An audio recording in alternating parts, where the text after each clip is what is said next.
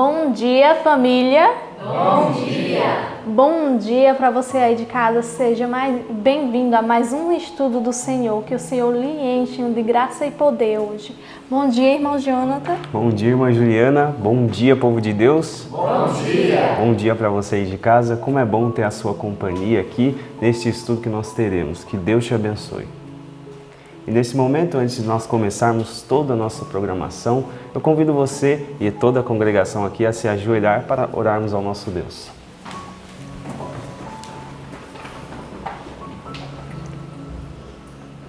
Senhor Deus e Pai, graças te damos por mais um dia podermos estar aqui na Tua presença, estudando mais a Tua palavra, Pai. Muito obrigado pela Tua misericórdia, pelo Senhor ter nos dado a oportunidade de todo dia conhecer mais quem és o Senhor. Peço que agora, nesse momento, o Senhor ilumine a mente das pessoas que estão em casa, de nós que estamos aqui, Pai, que elas possam entender e que essa palavra que for passada grude, Pai, no coração, na mente delas e que elas possam transmitir isso para outras pessoas. Desperte, Pai, no coração delas o espírito missionário, Pai, o mesmo espírito de Cristo. Desperte isso em todos nós, amor pela missão. Em nome de Jesus. Amém. Amém. Irmão Jonathan, eu gosto de louvar o nosso Deus e exaltar o nome dele. É sempre bom que todos saibam que o único rei que pode fazer e desfazer qualquer coisa em nossas vidas é o nosso Deus. E por isso, vamos louvar agora o nome dele? Vamos louvar o hino 462, Será de Manhã. Ao nosso Deus. E agora a gente chegou no momento de gravar o versinho da semana. Mas antes eu tenho que te falar uma coisa. Certa vez, um homem estava observando um navio. E ele viu que esse navio ele começou a entrar num lugar bem estreito, entre duas montanhas. E esse navio entrou lá. E aí depois esse homem curioso para saber por que eles passaram por ali, que era um local mais difícil, ele foi perguntar. E aí o marinheiro explicou para ele. O vento, porque eles estavam se localizando a partir da bússola. E como eles estavam no lugar aberto, o vento fazia a bússola ficar indo para um lado e para o outro. E aí não dava para eles saber a direção correta. Então eles tinham que ir entre duas montanhas para o vento não bater e eles saber a direção que eles tinham que seguir. Esse verso ele é muito importante, porque Satanás ele tenta jogar um monte de vento para confundir a sua mente. E você tem que tampar para que pare de te influenciar, para que a seta não fique apontando para vários lados. E esse verso vai falar das vãs sutilezas, para que nós não sejamos aqueles homens que ficam indo para um lado e para o outro, para a gente conseguir ter a verdade no nosso coração. E o texto que nós vamos gravar é Colossenses 2, do 6 ao 8. Então eu te convido a recitar esse verso com todos nós. Vamos lá? Vamos juntos nos três? Vamos. 1, 2, 3 e... Colossenses 2, do 6 ao 8. Como, pois, recebeste o Senhor Jesus Cristo, assim também andai neles, arraigados e edificados nele, e confirmados na fé, assim como fostes ensinados, nele abundando em ação de graças, tende cuidado para que ninguém vos faça presa sua, por meio de filosofias e vãs sutilezas, segundo a tradição dos homens, segundo os rudimentos do mundo, e não segundo Cristo. Colossenses 2, do 6 ao 8. Colossenses 2, do 6 ao 8. Como, pois, recebestes o Senhor Jesus Cristo, assim também andai nele, arraigados e edificados nele, e confirmados na fé, assim como fostes ensinados, nele abundando em ação de graças, tende cuidado para que ninguém vos faça presa sua, por meio de filosofias e vãs sutilezas, segundo a tradição dos homens, segundo os rudimentos do mundo, e não segundo Cristo. Colossenses 2, do 6 ao 8. Colossenses 2, do 6 ao 8.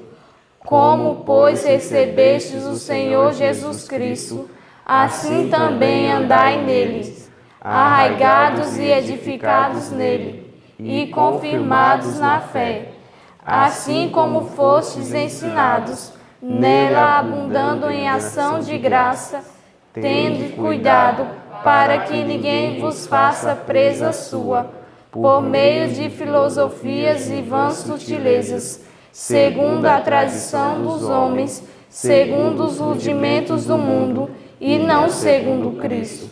Colossenses 2, do 6 ao 8. Que você agora venha ficar com a palavra de Deus, com o estudo, que ele venha encher sua casa e sua vida. Olá, bom dia, seja bem-vindo, seja bem-vinda a mais esse encontro especial com a palavra de Deus. Quero convidar você para pegar a sua Bíblia. Hoje o nosso estudo está muito bom, porque mostra grandes planos que Deus tem para nos salvar. E eu quero fazer uma oração com você, pedindo a Jesus para nos abençoar, abrir nosso coração, a nossa mente, para entendermos os propósitos que Ele tem para nós. Vamos orar? Vamos nos ajoelhar? Vamos falar com o nosso Deus?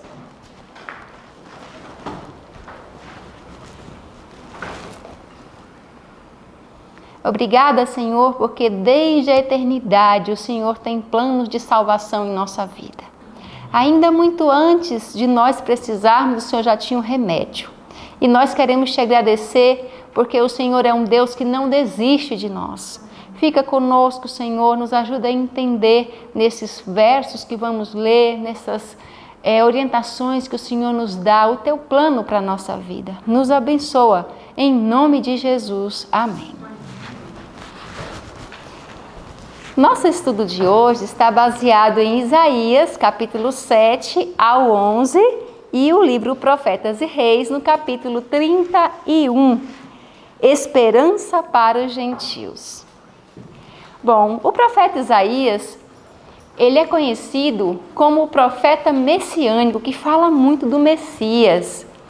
E a ele foi dada uma incumbência de proclamar a mensagem não só para o povo de Israel, mas na sua época esse evangelho não era muito comum, de dizer que Deus ia trazer filhos de outras nações.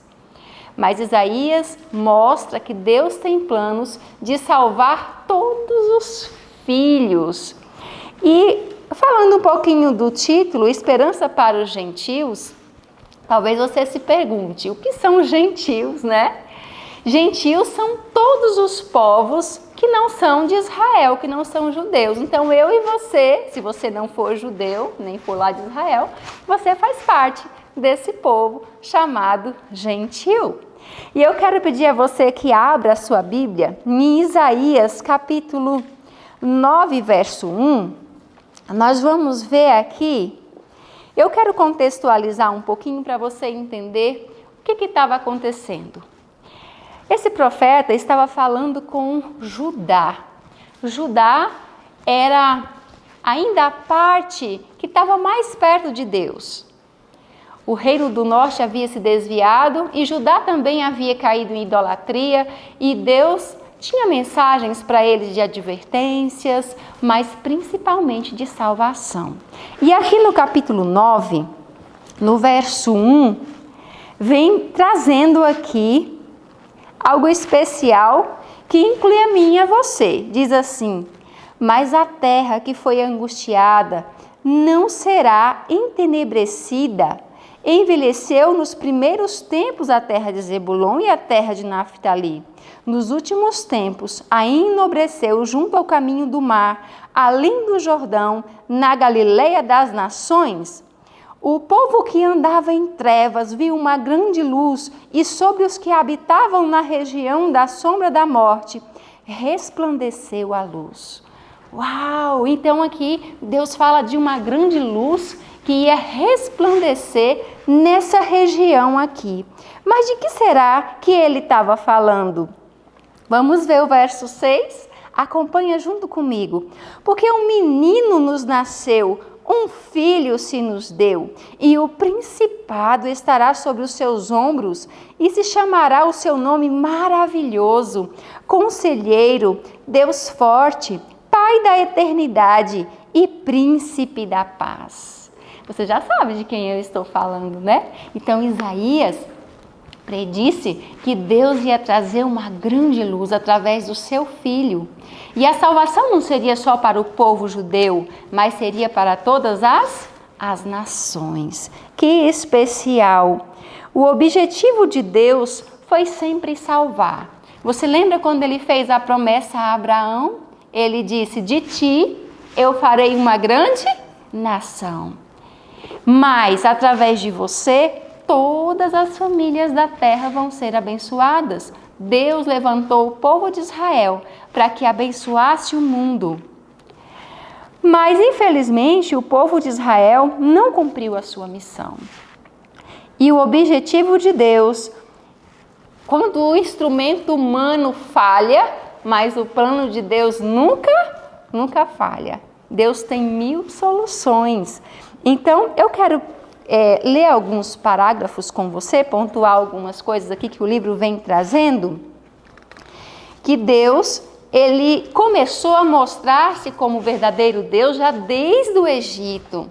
Você deve se lembrar que Faraó mesmo, quando dispensou o povo, disse: por favor, pequei contra o Senhor, ore também por mim. Então até o rei Faraó, que era super rebelde, ele reconheceu que Deus era o Deus mais forte que todos os seus deuses.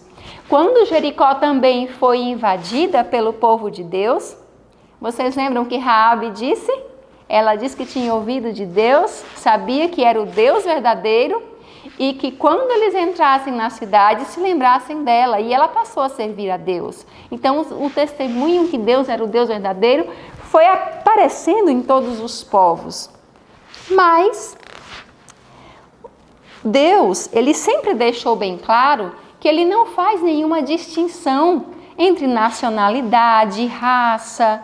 E tem um parágrafo que diz aqui, bem interessante, que começa assim: nenhuma distinção em matéria de nacionalidade ou classe social é reconhecida por Deus. Ele é o Criador de toda a humanidade. Ele é o meu Criador, o seu Criador.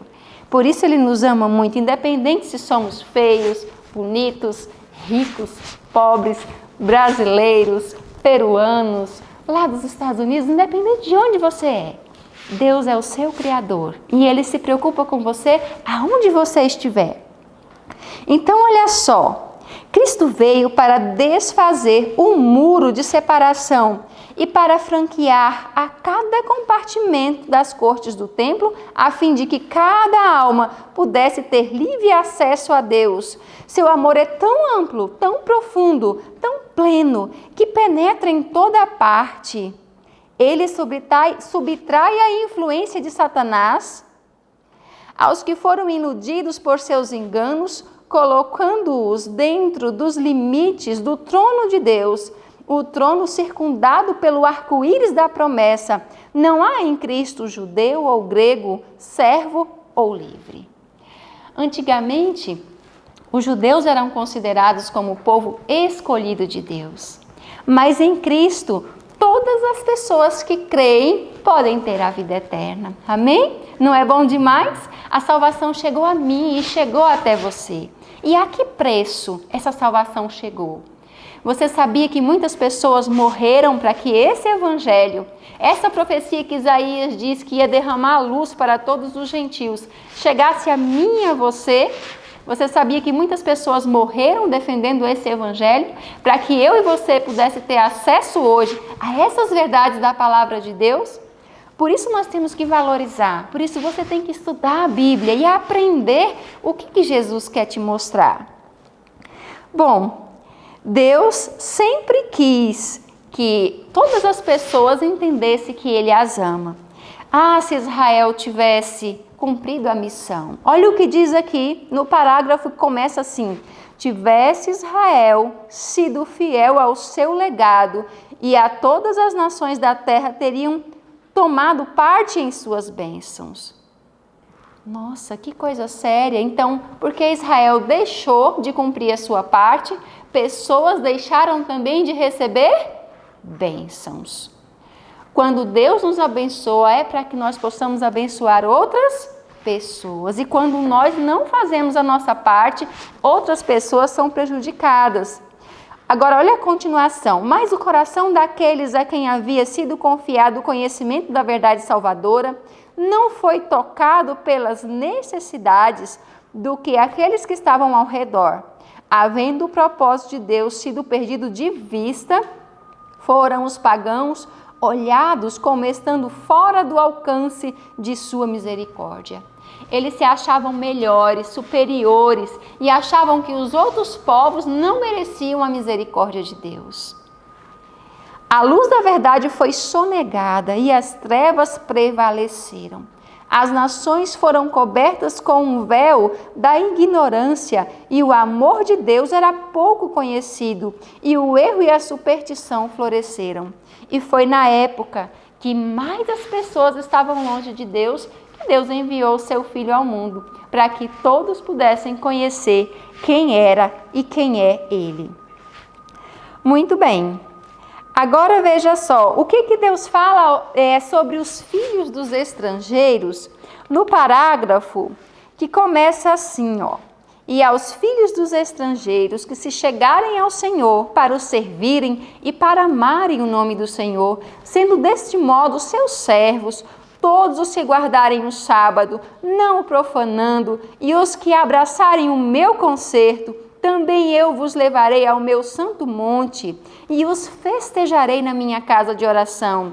E os seus holocaustos, os seus sacrifícios serão aceitos no meu altar, porque a minha casa será chamada casa de oração para todos os povos. Esse verso está em Isaías 56, dos 6 a 8.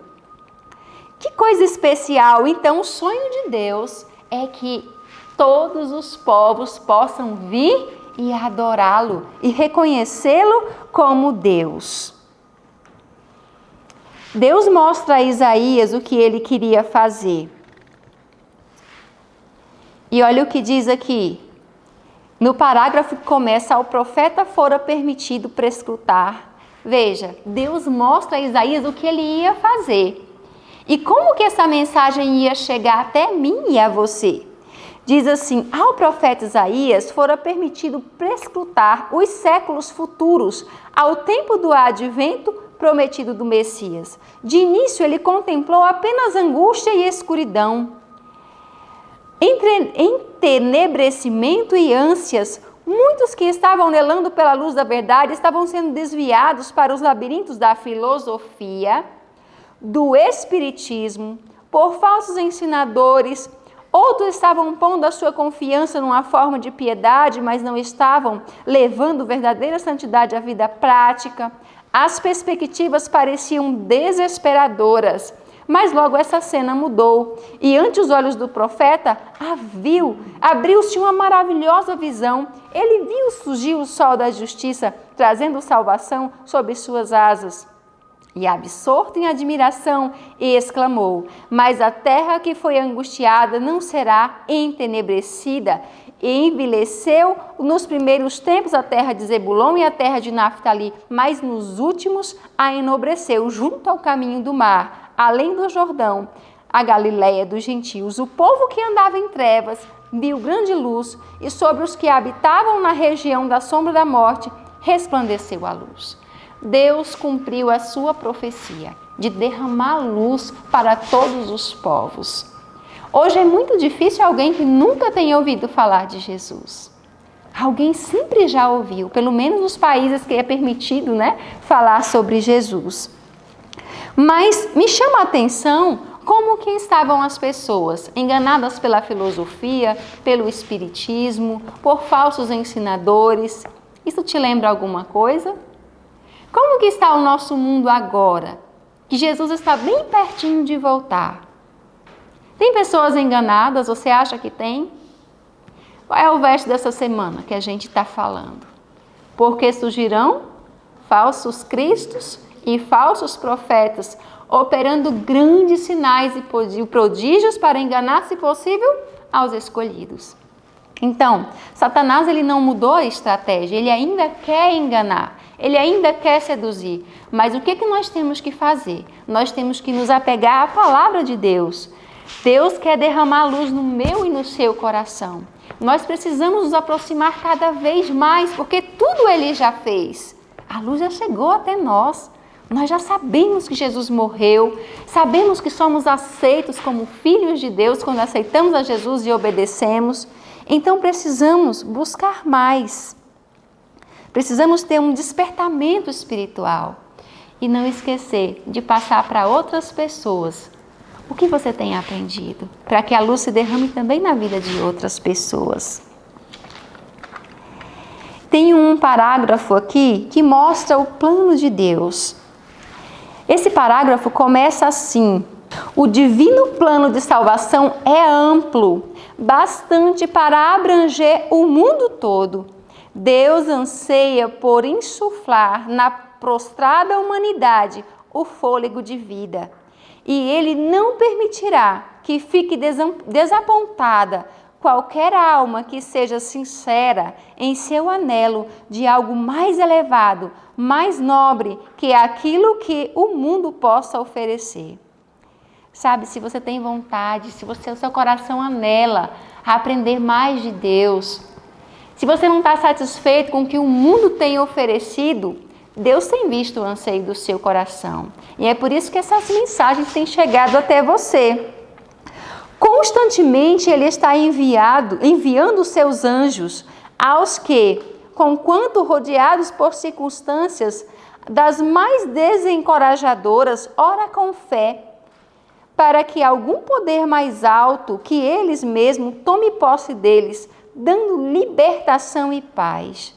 Por várias maneiras, Deus lhes revelará e os colocará em contato com as providências que Ele estabeleceu.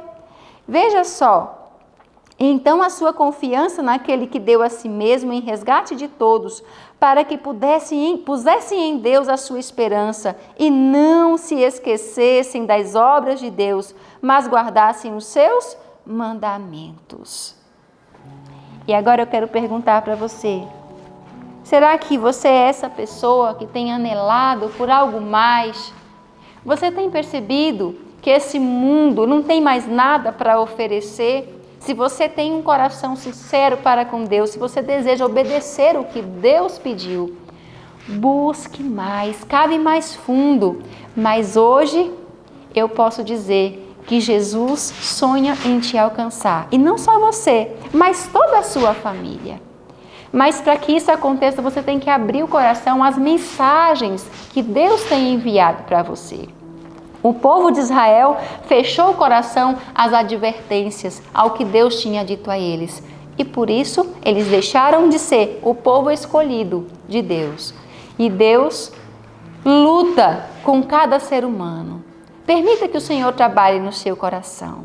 Vamos orar ao Senhor e pedir que Ele nos dê um coração mais desejoso de aprender mais sobre Ele, para que essa luz que foi tão sofrida de chegar até nós, que ela possa brilhar no nosso coração. Vamos orar ao Senhor? Quero convidar você a fechar os seus olhos para falarmos com Deus. Querido Deus e amado Pai, muito obrigado, Senhor, pela luz que o Senhor derramou em toda a terra. Todo mundo, quase todas as pessoas já ouviram falar do Teu amor.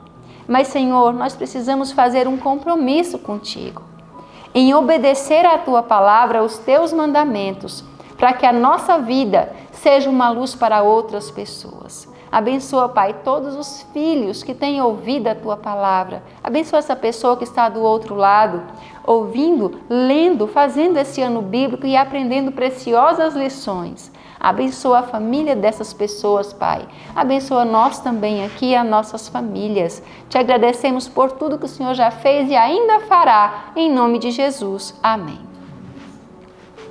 Que Deus te abençoe e até a próxima.